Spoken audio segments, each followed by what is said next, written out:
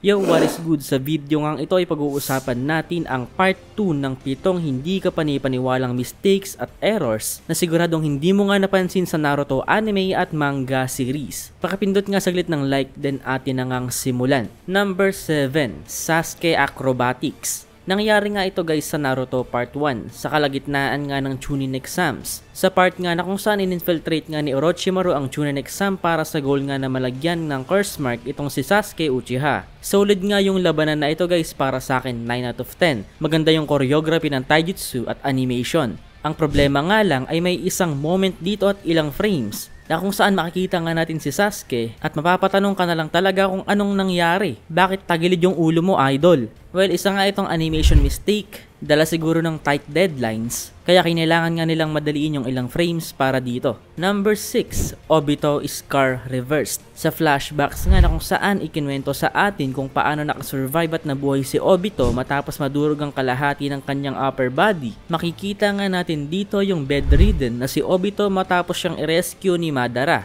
At yung nakapagtataka nga sa particular scene na ito ay yung scars nga sa mukha ni Obito. Pansin nyo ba? Di ba kanang part nga ng mukha niya yung nadurog ng mga bato during the 3rd Great Ninja War? Pero bakit kanan yung makinis dito at kaliwa naman yung durog? Then balik sa 4th Great Ninja War, back to normal. Kanan ulit yung scars. So anong nangyari, Studio Pierrot? Well guys, hindi nga ito totally mistake o pagkakamali dahil ito nga rin ay nakadepict mismo sa original manga. Dahil kung matatandaan nga natin, matapos ngang umalis nitong si Rin at Kakashi ay gumuho nga ng tuluyan yung buong lugar na kung nasaan nga itong si Obito. At ito nga yung naging dahilan kung bakit natamaan nga rin yung kaliwang parte ng kanyang mukha dito. Pero hindi nga ito kasing lala ng right side.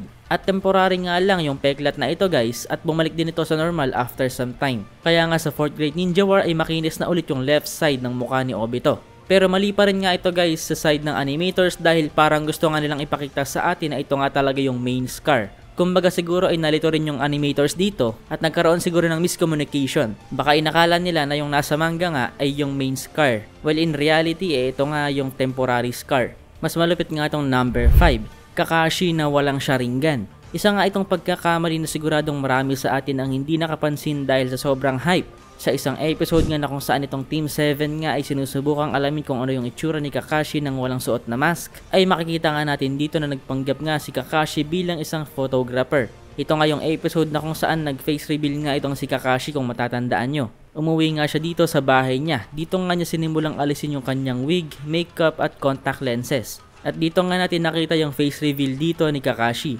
Ngunit ang nakapagtataka nga sa face reveal na ito ay wala nga yung Sharingan ni Kakashi.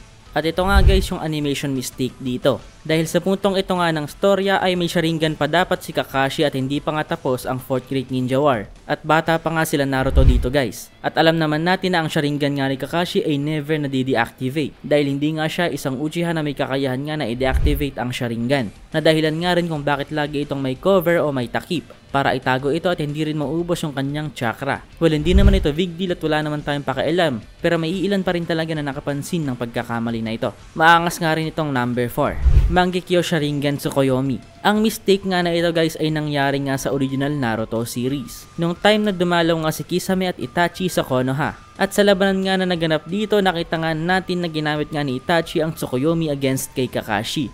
Pero kung makikita nga natin dito, yung pattern ng mata ni Itachi ay normal lamang. At hindi nga ito yung totoong Mangekyo pattern ni Itachi, which is weird. Dahil all this time pala ay Mangekyo Sharingan ability nga ang Tsukuyomi. Hindi nga ito ability ng simpleng Tritomoe Sharingan. At nabanggit nga rin ni Itachi sa episode na ito nga yung kapangyarihan ng kanyang Mangekyo Sharingan. Imbis na Mangekyo pattern nga ay ang depicted lang dito ay yung paikot-ikot na motion ng Sharingan na supposed to be somewhat hypnotizing para sa kalaban.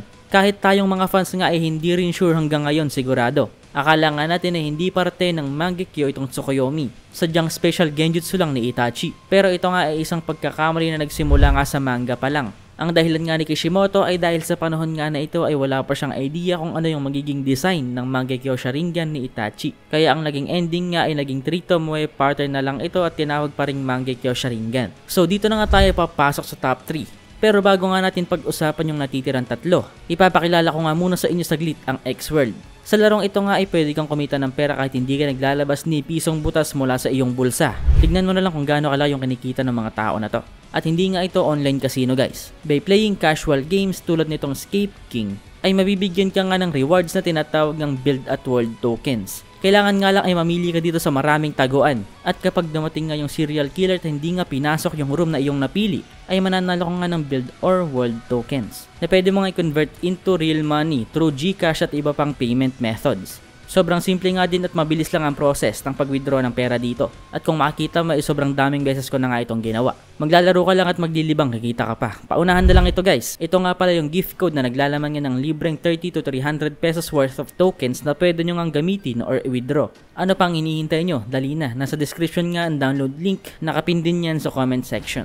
So balik tayo. Ang number 3 nga sa ating listahan ay ang Kazekage Color Mistake. Sa laban nga ng 3rd Hokage Hiruzen Sarutobi vs Orochimaru. Sa simula nga nito ay nagpanggap nga si Orochimaru bilang 4th Kazekage. Ang mali nga dito ay ang colorway ng Kazekage outfit ni Orochimaru. Dahil ang original color nga ng Kazekage ay green. Ang kulay na blue nga ay para sa Mizukage, ang kage ng Land of Water. Pero maybe hindi lang nila in-expect na magkakaroon nga ng Land of Water na mas deserving nga ng color blue ng mga oras na ina-animate ito ng studio. Kumbaga tama naman kasi kung iisipin mo yung logic ng animators. Mas maangas nga yung red versus blue. Sadyang hindi lang nila in-expect na magkakaroon nga ng Land of Water o Mizukage in the future. Number 2, Raikage pwede na ulit magjabol. Sa 5 Kage Summit Arc nga matatandaan nga natin na nagkaroon nga ng matinding laban sa pagitan ng Raikage at itong si Sasuke Uchiha. Na kung saan dito nga sa labanang ito ay napilitan niyang putulin ng Raikage yung kanyang isang kamay dahil nga sa Amaterasu ni Sasuke.